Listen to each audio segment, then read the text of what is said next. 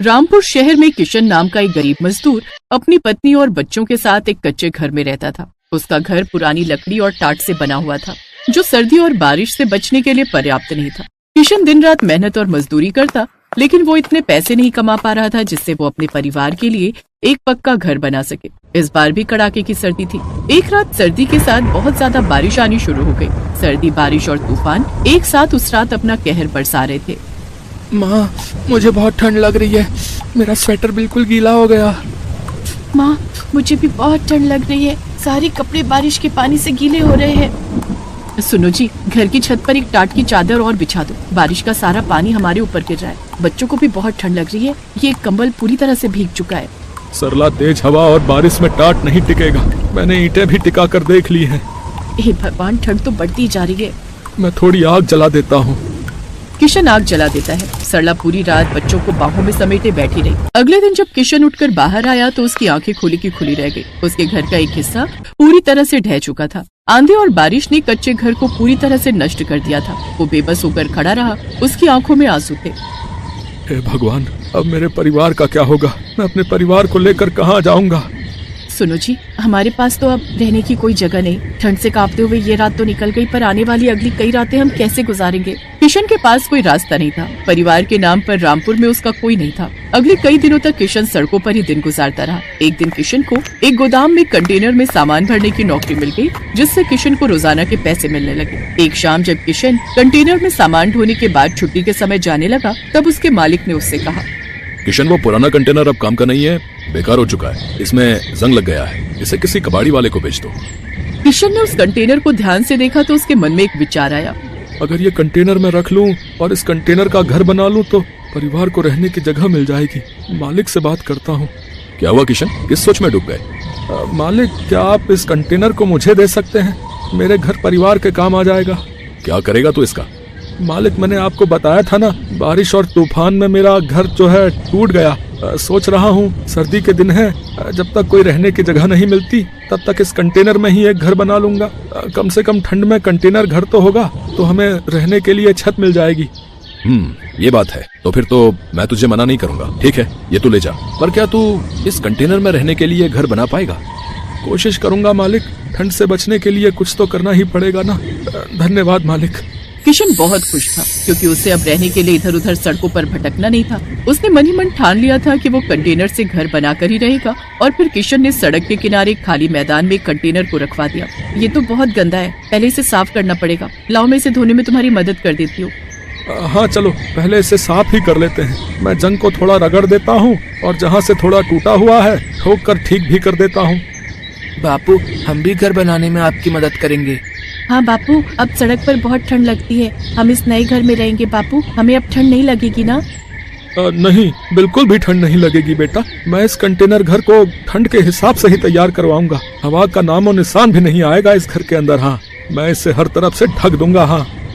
किशन ने कंटेनर को साफ किया, लोहे की जंग को रगड़कर हटाया। उसने पेंट का एक डिब्बा लिया और पूरे कंटेनर को पेंट कर दिया और एक कबाड़ी वाले से कुछ बेकार लकड़ी के टुकड़े खरीद लिए और उन्हीं से उसने कटिंग करके लकड़ी के दरवाजे और खिड़की बना दी। छत बनाने के लिए पुराने टिन और प्लास्टिक की शीट्स का इस्तेमाल किया ताकि बारिश का पानी अंदर ना सके। पुरानी बोरी, कपड़ों और टाट को दीवारों के अंदर फिट कर दिया ताकि ठंडी हवा ना सके। किशन अभी घर बना ही रहा था कि तभी उसे पता चला कि पड़ोस के मंदिर में एक सेठ कंबल बांट रहे हैं।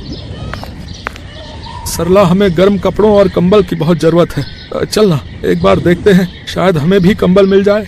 हाँ ठीक है, चलो चलते हैं, क्योंकि यहाँ बिछाने के लिए हमें चादर और कंबल की जरूरत पड़ेगी, जो हमारे पास नहीं है। सरला और किशन मंदिर की सीढ़ियों के पास पहुँचे तो सेठ भी सभी गरीबों में कंबल बांट रहे थे। किशन भी सरला के साथ लाइन में खड़ा हो गया। अभी किशन कंबल लेने ही लगा था कि तभी उसका मालिक, जहाँ पर वो काम करता था, आ जाता है। नमस्ते सेठ जी, कैसे हैं आप? सही है, पुण्य का काम हो रहा है। सोच रहा हूँ मैं भी इस बार ठंड में थोड़े कंबल बांट दूं। हाँ, बिल्कुल बिल्कुल। अभी तो मकर संक्रांति आ रही है, उस पर भी मैंने पहले से ही सोच लिया है कि कुछ न कुछ दान जरूर करूंगा। इसी बहाने भगवान से जुड़े रहने का अवसर प्राप्त होता है भाई, और किसी न किसी की मदद भी हो जाती है। अरे किशन, तू और यहाँ पर? तेरा कंटेनर घर बन गया क्या? जी मालिक, तैयार तो हो गया है, पर बिछाने और ओढ़ने के लिए कोई गर्म चादर या कंबल नहीं था। सुना कि मंदिर में ये सेठ जी कंबल बांट रहे हैं, तो वही लेने आए थे। तुम इसे जानते हो सतीश? हाँ सेठ जी, मेरे गोदाम में ही नौकरी करता है। एक कंटेनर बहुत खराब था, इसने बोला कि ये उसका घर बना लेगा। इसके पास रहने को छत नहीं थी, वही इससे पूछ रहा हूँ। बहुत बढ़िया बात है, कंटेनर का घर। अगर तुम बुरा ना मानो तो क्या तुम हमें दिखा सकते हो किशन?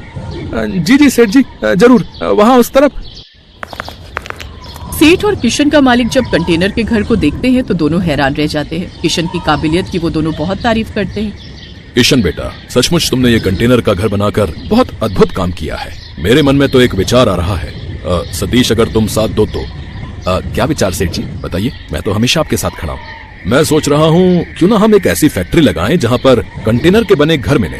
जिन लोगों के पास रहने के लिए घर नहीं होता, वो इन कंटेनर के घरों में रहकर आराम से अपनी परेशानी दूर कर सकते हैं। बस हमें और तुम्हें उस कंटेनर के घर का दाम तय करना है। और हाँ, कंटेनर के घर बनाने का सारा दिमाग हमारे किशन का होगा। किशन भी इस काम में हमारा पार्टनर बनेगा। ये तो बहुत बढ़िया विचार है सेठ जी। नेक काम में देरी कैसी, हम इस प्रोजेक्ट पर काम करना शुरू कर देते हैं। किशन के हुनर ने उसे नई दिशा दी। सेठ और उसके मालिक के साथ मिलकर उसने कंटेनर के घर बनाने का काम शुरू किया, जिसके लिए उसे अच्छी पेमेंट मिला करती थी, क्योंकि अब वो उनका पार्टनर बन गया था। किशन इन सब के लिए भगवान को धन्यवाद कहता है। किशन में एक खासियत थी, वो भले ही आज अमीर बन गया था, पर उसने बहुत से गरीबों को ठंड में कंटेनर घर मुफ्त में बांटे। और किशन ने कंटेनर घर में ही एक साथ बहुत से लोगों के रहने की सुख सुविधाएं भी देनी शुरू कर दी, क्योंकि वो जानता था कि गरीबों का दुख क्या होता है।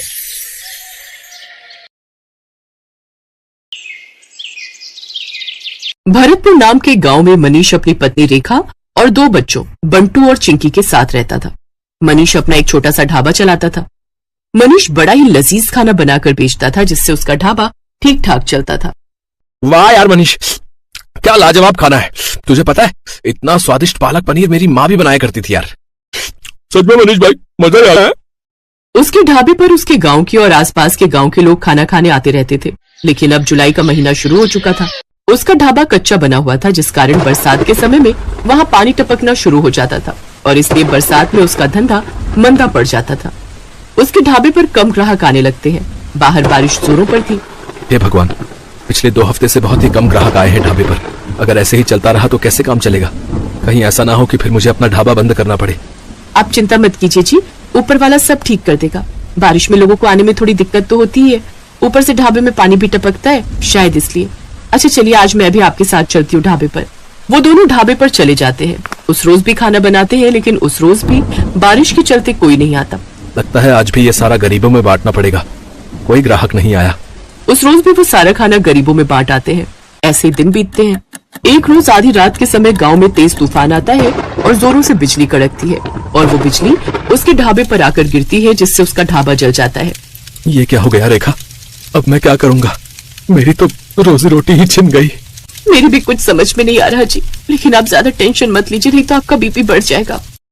दिन पर दिन बारिश बढ़ती जा रही थी और मनीष उसी बारिश में काम ढूंढने निकलता है, लेकिन उसे कहीं भी काम नहीं मिलता। उल्टा सारा दिन बारिश में भीगने के कारण उसे सर्दी लग जाती है। अब जैसे तैसे वो अपने दिन काट रहे थे। फिर एक रोज रेखा का मुंह बोला भाई माधव उनके घर आता है।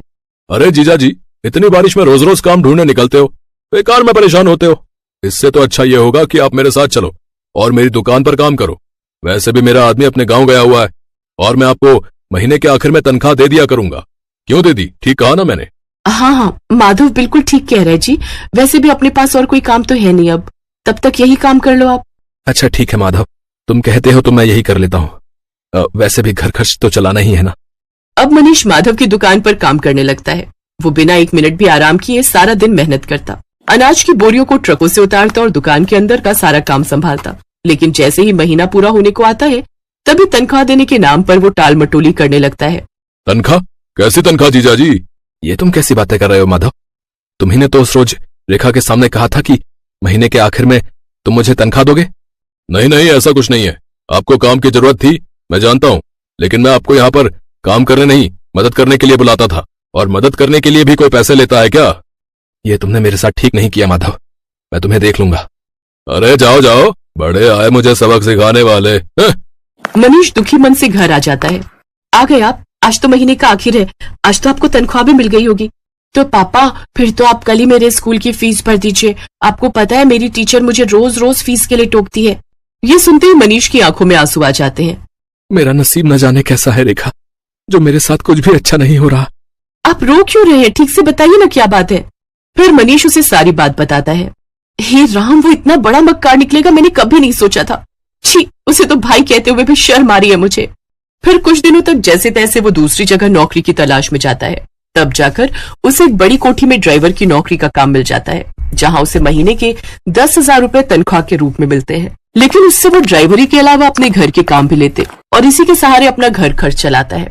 ऐसे ही एक शाम जब मनीष काम से घर लौट रहा होता है, तभी उसकी नजर सड़क किनारे गिरे हुए बच्चे पर जाती है, जो कि लगातार मदद की गुहार लगा रहा था। कोई मेरी मदद करो। ये तो किसी बच्चे की आवाज आ रही है। मनीष जल्दी से उसे पास के डॉक्टर के पास ले जाता है और उसका इलाज करवाता है। एक जमींदार का बेटा होने के बावजूद भी किसी ने मेरी जान नहीं बचाई, क्योंकि शायद कोई भी रोड एक्सीडेंट के लफड़े में नहीं पड़ना चाहता। लेकिन आपने बिना कुछ सोचे समझे मेरी जान बचाई। आपका बहुत बहुत धन्यवाद मनीष काका। अरे इसमें धन्यवाद कैसा? तेरी जगह अगर मेरा बेटा होता तो क्या मैं उसकी जान नहीं बचाता? उधर जैसे ये बात जमींदार को पता चली, वो दौड़ा दौड़ा आया और उसने वीरेन को गले से लगा लिया। तेरा बहुत बहुत शुक्रिया मनीष। अगर आज तू ना होता तो पता नहीं मेरे बेटे का क्या होता। ये ले मनीष, इसे मेरी तरफ से इनाम समझ कर रख ले। ये आप क्या कह रहे हैं जमींदार साहब? मुझे इन पैसों की कोई जरूरत नहीं है। रख लो मनीष, तुमने मेरे जान से प्यारे बेटे को बचाया है, तो उसके आगे तो ये सब कुछ भी नहीं है। मनीष जब घर आकर देखता है तो वो पूरे 5 लाख रुपए होते हैं। ये देख वो बहुत खुश होता है। अब वो जल्द ही सड़क किनारे अपनी जमीन पर खुद का पक्का ढाबा खोल लेता है। सड़क किनारे होने से अब उसकी और भी ज्यादा कमाई होने लगती है। अब बरसात में ना तो उसके ढाबे की छत टपकती और ना ही ग्राहकों की कमी होती, क्योंकि गाड़ियों में घूमने निकले लोग उसके ढाबे पर ही अपनी गाड़ी रोकते और लजीज